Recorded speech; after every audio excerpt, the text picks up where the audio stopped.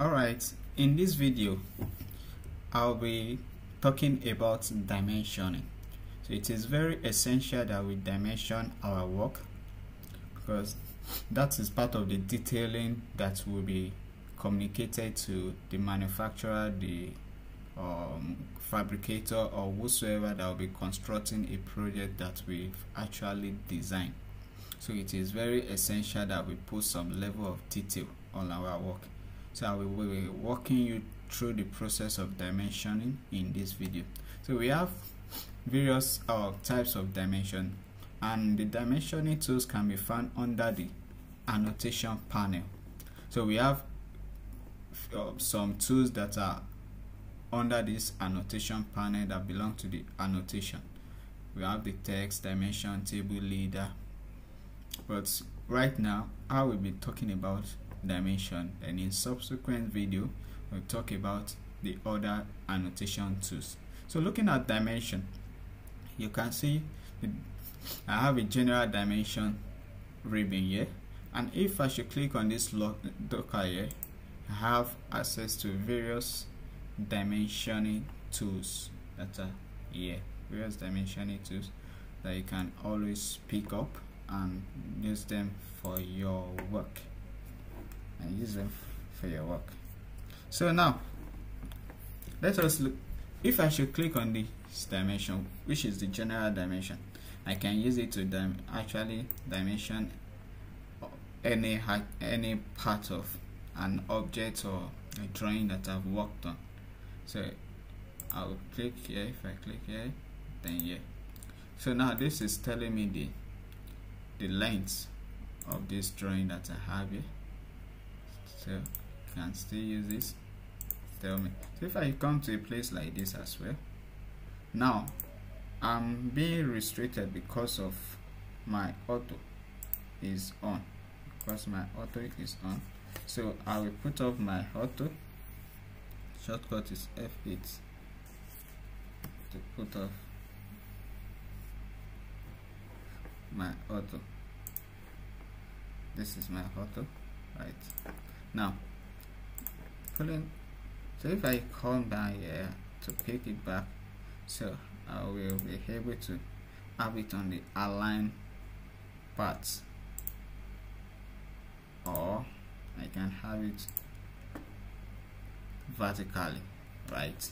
So now if back to the command, if I should click this, I can also use it to dimension my radius.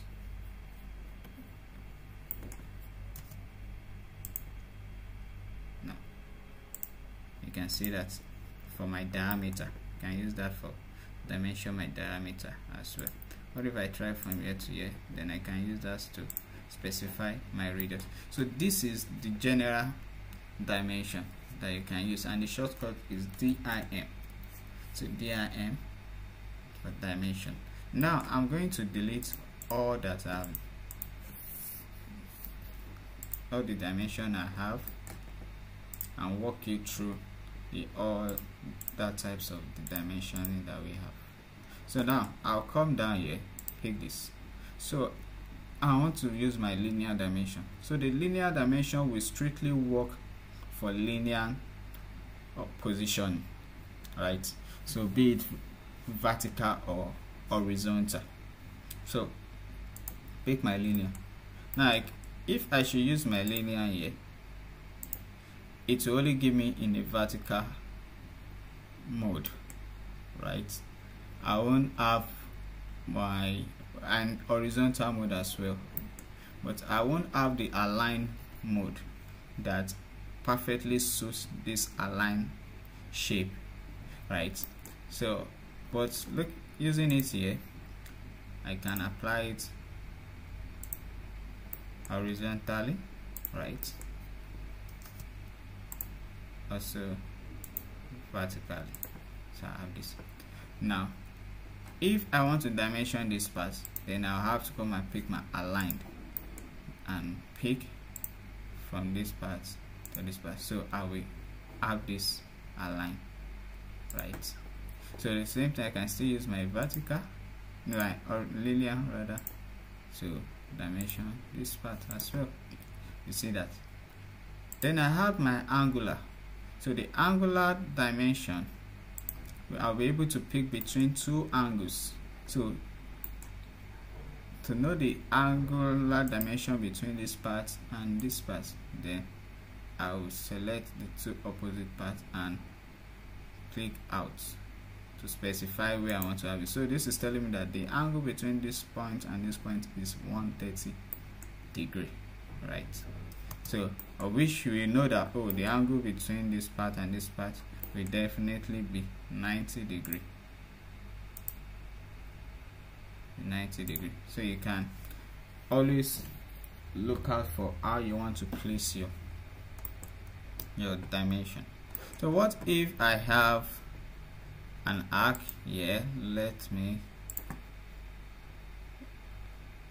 say probably have an arc at this part, right? So picking my arc length, so I can, it asks me to select an arc or poly arc, so I'll do that. And so this will give me the arc length for this arc that I have at this part. So that is the dimension my arc, right? Then I have radius, so I can pick the radius to attach to a circle and know the radius of the circle. So if I should select this circle, so you'll be the one to decide where you want to place your dimension text, right? So either I want to place outside or in. So on this one I want to put it in. So this is telling me the how stand for radius. It's telling me that this is the radius of the circle, of this particular circle, right?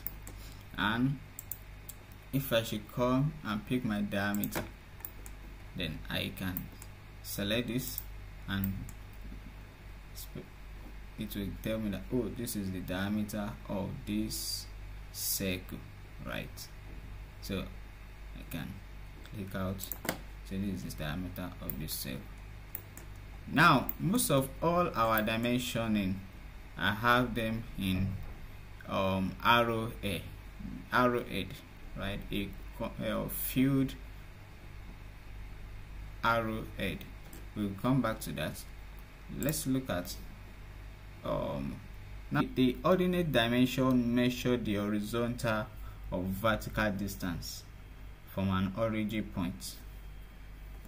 So for instance, from an origin point, call the datum to the fixture. So for instance, if I have something of this such, right? So like I said, that it will measure the x or y ordinate dimension. So if I click this part, so this is what I'm going to have for my ordinate. By the time I come to my y as this, my y ordinates, this is it, y for my x. So this is how the ordinates work, right? Also for this, so this is how it work, right?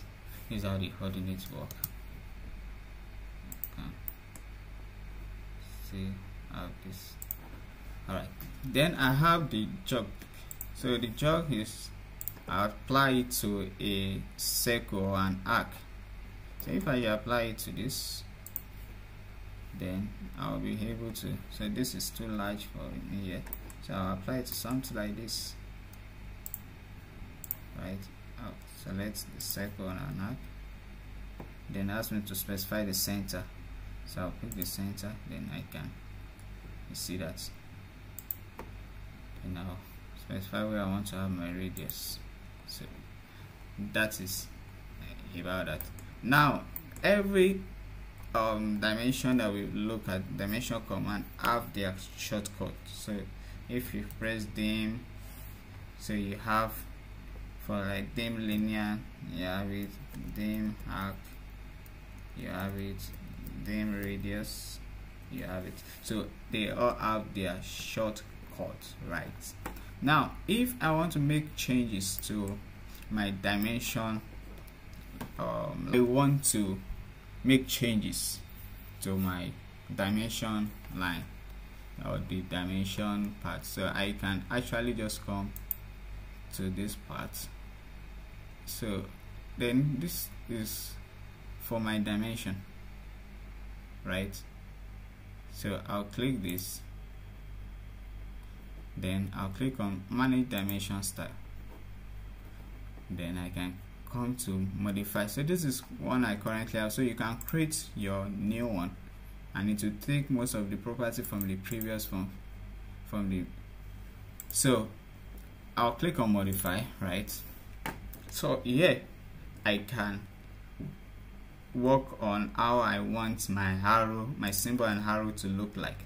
So currently we use a close field, so you can decide and say you want an oblique or an architectural tick, right, depending on your taste on what you want. Then you specify the arrow head, the size of the arrow head here. Then also the text, you can actually still come down here and increase or decrease the text height, and also you can have the primary unit, the unit you actually want, and also the precision that you want. You can see this. So if I should change this to 0.0, right, I will, instead of me having 5.45 here, 5.4585, so I will definitely have 5.459, right? So the line also, you can check here on how you can make some changes to your line. How you can give your dimension line thickness if you want to give it any thickness, and also if you want to increase the spacing or decrease the baseline spacing. So every modification that you want to do is here. So you can just look down to this point and check out your modification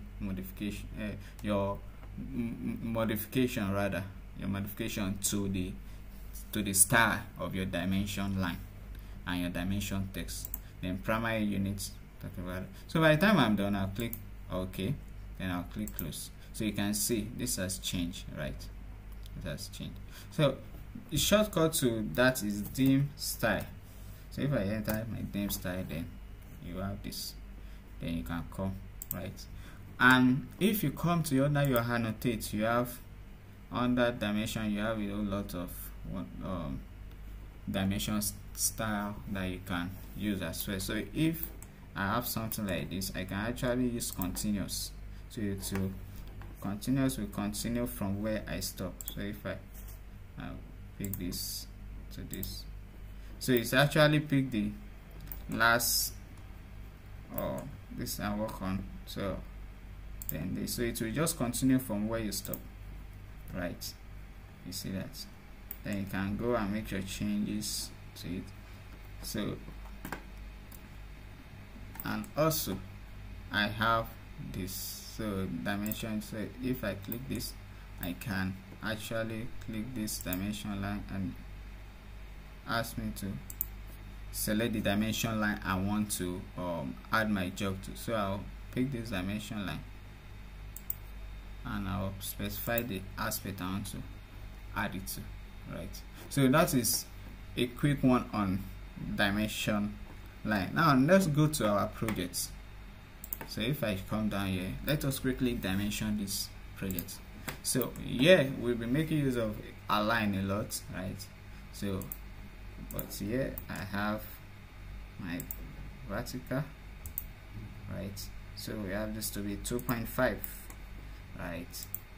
And yes, so I'll pick my line. So I want to start from this point to this point. This is also 2.5, so I don't need to do that. I'll use my space bar. So from here to here, so I want to know the distance from this part to this part, right? Now then where else you can still dimension from here to this place to be, I don't know. So it just depends on how you want to do your work. You can just dimension it. Okay, So let's look at one or two things you can actually still dimension. Okay, from here to here. Okay, that place is to give us 1.